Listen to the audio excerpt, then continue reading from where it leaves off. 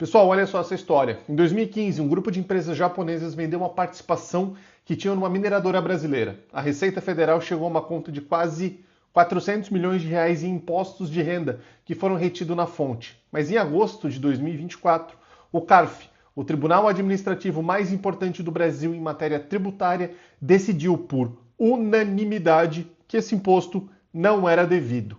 R$ 0. Por quê? Porque o Brasil tem um tratado com o Japão que dizia que ganho de capital é tributado somente no país onde o vendedor mora. Você mora em Portugal, Espanha, Áustria, Suécia, Suíça, o Brasil tem tratados de bitributação. E a lógica, pessoal, ela é exatamente a mesma. Se você tem cotas de empresa no Brasil, participação societária, ou está pensando em vender, ou até já vendeu, e a Receita está te cobrando, o que eu vou te explicar hoje pode mudar completamente o seu cenário fiscal. Para quem não me conhece, meu nome é Felipe Martins, eu sou advogado especializado em direito tributário e esse é exatamente o tipo de caso aqui que eu trabalho e a gente fala aqui nos vídeos. Então, já se inscreve para não perder nada. Pessoal, vamos começar pelo básico para que tudo faça sentido. Quando um não residente vende um bem no Brasil, uma cota de empresa, uma participação societária, um ativo qualquer, a Receita Federal entende que há ganho de capital. E esse ganho de capital deve ser tributado no Brasil a uma alíquota de 15%. Quem retém e paga esse imposto é o comprador. Sempre o comprador, na condição de responsável tributário ou até substituto tributário, chame como quiser. Essa é a regra geral. E durante anos, a Receita aplicou essa regra de uma forma indiscriminada, sem considerar se o vendedor morava num país que tinha tratado com o Brasil. O problema dessa situação é que o Brasil assinou acordos para evitar dupla tributação com vários países: Portugal, Áustria, Itália, Espanha e por aí vai. Até Israel, para vocês terem uma ideia. O Brasil tem vários e vários acordos e alguns vão sendo assinados com o passar do tempo. Polônia agora, República Tcheca, Reino Unido está na mesa. Esses tratados, eles têm força de lei, eles estão acima da legislação interna. E praticamente todos eles contêm uma cláusula que diz o seguinte: ganho de capital obtido na alienação de bens que não sejam imóveis e que não façam parte de um estabelecimento permanente são tributáveis exclusivamente no estado de onde o vendedor reside. O que isso quer dizer? Por exemplo, se você mora em Portugal e vende cotas de uma empresa brasileira, o Brasil não pode cobrar imposto sobre esse ganho. Somente Portugal pode. E se Portugal eventualmente não cobrar, por isenção, falta de enquadramento, por qualquer razão, isso é um problema de Portugal. O Brasil simplesmente não tem jurisdição ou competência sobre isso. Agora deixa eu te contar o caso concreto que foi julgado, porque aqui, pessoal, os detalhes importam muito.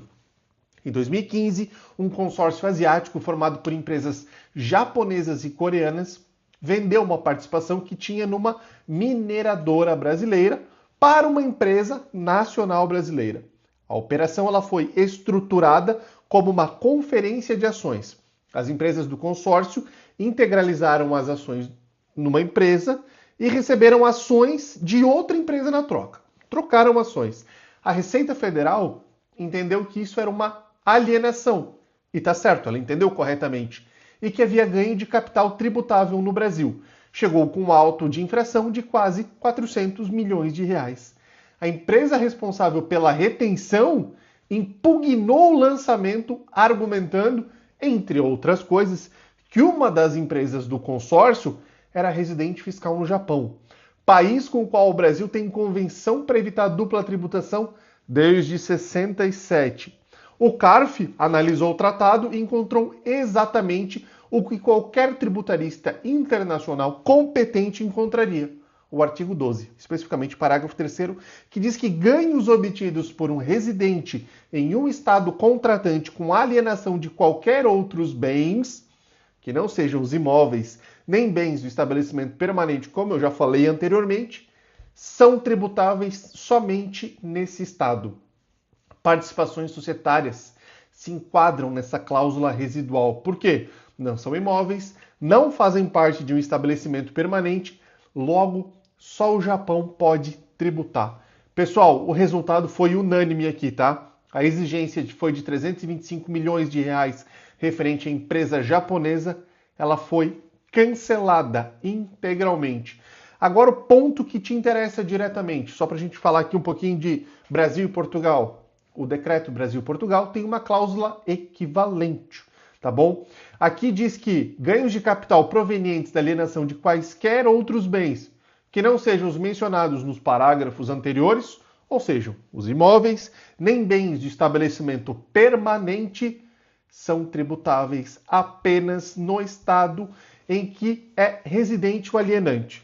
Se você mora em Portugal e vende participação societária no Brasil, o Brasil não pode te tributar. Ponto, pessoal. Mas tem um segundo problema que pouquíssimas pessoas conhecem e que pode prejudicar mesmo quando a convenção de dupla tributação não se aplica. Imagine que a convenção de dupla tributação não cubra a sua situação, ou que o bem seja um imóvel, que é tributado no Brasil independentemente de tratado. A Receita Federal vai calcular o seu ganho de capital assim: pega o valor da venda em reais, subtrai o custo de aquisição, que também tem que ser convertido para reais, mas convertido pela taxa de câmbio da data da compra. O problema disso ele é óbvio, né? Se você comprou em 2008 com um dólar a 2,33 e vendeu a 2015 com um dólar a 3,85, o seu custo de aquisição em reais ele vai ser artificialmente baixo.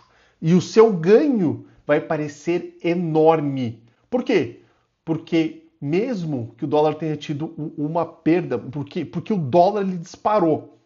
O CARF ele decidiu nesse mesmo acórdão que isso está errado, pessoal. A metodologia correta quando o investimento foi feito originalmente em moeda estrangeira é calcular o ganho em dólares. Diferença entre valor de venda e valor de custo de aquisição, ambos em dólar. E só depois converter esse saldo para reais pela taxa específica, a PITEX, da data da alienação. Isso está na medida provisória 2158 de 2001, pessoal, tá bom? A Receita vinha ignorando essa norma e o CARF disse que ela é válida e deve sim ser aplicada. Resultado prático no caso concreto.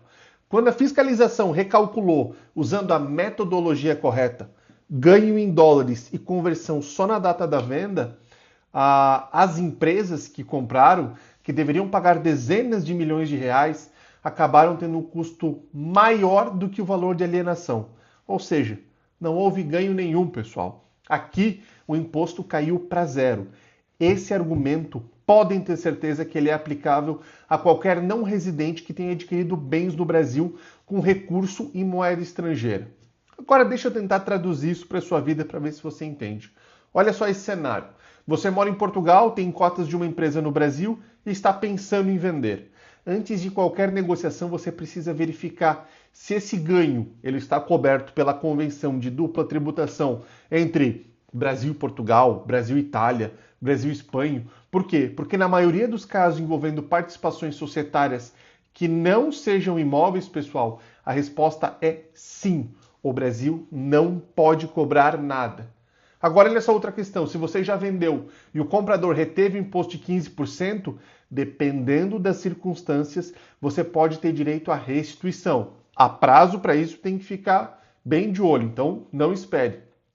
E o cenário 3, o bem é um imóvel, né? A convenção para evitar dupla tributação, ela permite a tributação no Brasil sobre ganhos imobiliários.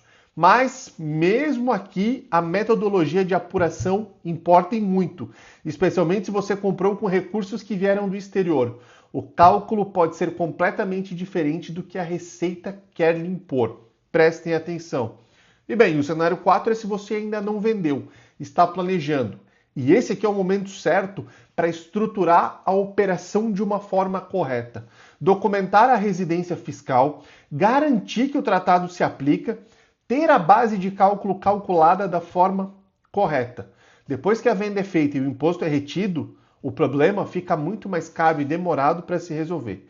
Mas, pessoal, em todos esses cenários, você precisa de alguém que conheça o tratado a fundo. Não somente resolver aplicá-lo. Vocês têm que entender e conhecer o tratado.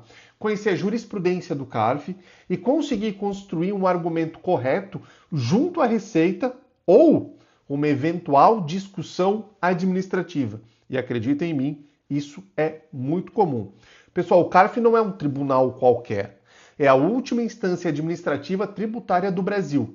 Uma decisão unânime dele sobre a aplicação de convenção de dupla tributação a ganho de capital de não residente é o argumento mais forte que você pode ter numa discussão com a Receita Federal, antes de qualquer processo judicial. Se você está nessa situação ou conhece alguém que está, o meu contato está aqui na descrição. Eu trabalho especificamente com brasileiros no exterior, Portugal, na Europa, no mundo inteiro. E é exatamente para esse tipo de questão que eu me especializei, que eu estudo cada dia. Se esse vídeo foi útil, deixa o like, porque ele ajuda outras pessoas na mesma situação a encontrar esse tipo de informação. Se tiver alguma dúvida específica, coloca nos comentários. Ou se não, manda para o e-mail que está aqui na descrição. Eu respondo os e-mails, comentários. Às vezes me desculpe, são muitos, eu não consigo responder todos. Tá bom? Mas obrigado por terem ficado até aqui e nos vemos no próximo vídeo.